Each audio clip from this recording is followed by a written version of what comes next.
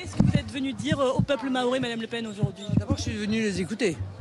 Ce soir, on a un certain nombre de rendez-vous. Demain, on ira dans le Nord, hein, faire plusieurs communes pour pouvoir écouter leurs demandes, leurs réclamations et s'en faire les porte-paroles. Parce que c'est ça le rôle, évidemment, qui est le nôtre en tant que député. Et puis, demain, on aura l'occasion de discuter, trouver un petit moment pour discuter ensemble, pour qu'on puisse vous rappeler, en réalité, ce que nous proposons pour Mayotte depuis déjà un très grand nombre d'années et qui, je crois, s'est révélé particulièrement judicieux compte tenu de ce qui s'est passé. Voilà. Est-ce que pour vous, c'est aussi un moyen de mettre la pression sur le gouvernement de venir ici, alors que c'est la rentrée?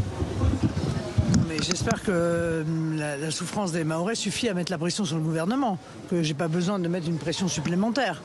En revanche, j'ai entendu des promesses.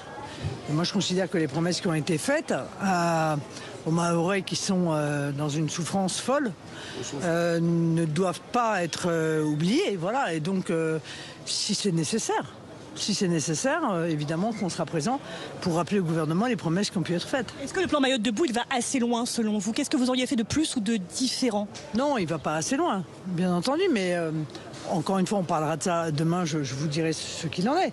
Il ne va pas assez loin parce que je pense qu'il manque un volet important, qui est un volet diplomatique, sans lequel beaucoup des choses qui sont promises ne seront pas tenues. Voilà.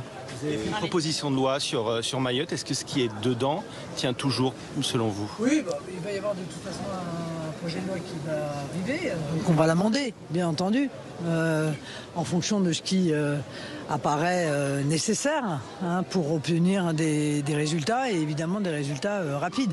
Maintenant, aujourd'hui, au moment où on se parle, la question n'est pas la reconstruction que j'ai appelée la construction en fait de Mayotte, parce que la réalité c'est que tout est abandonné depuis tellement d'années que c'est nécessaire de construire en fait plus que de reconstruire. Mais aujourd'hui on est encore confronté à l'urgence. Enfin, je veux dire, il y a encore la moitié de la population qui n'a pas d'électricité, il y a encore de la population qui n'a pas d'eau, qui n'a pas de nourriture. Qui commencent à ressortir dans nos foyers. Voilà, donc il faut, je veux dire, bon, on aura le moment viendra évidemment et on en discutera demain, on pourra en discuter ensemble demain de ce que nous proposerons dans le cadre de la loi exceptionnelle qui va être votée et que nous amenderons bien entendu. Mais là aujourd'hui, moi ce que je veux voir et entendre, c'est comment on s'organise pour que 15 jours, 3 semaines après. Merci d'être venu nous voir. Toujours et nous, les Mahorais, on compte sur vous. Un plaisir, même si aujourd'hui c'est une situation terrible, quoi. Voilà. Le Pen, juste avant votre atterrissage, 3 ministres ont publié une tribune disant que sans fermeté migratoire, nous reconstruirons Mayotte sur du sable. Qu'est-ce que vous leur répondez? Oui, ils sont gentils, ça fait des années et des années que nous disons ça, que sans régler le problème de l'immigration clandestine, eh bien rien ne sera utile.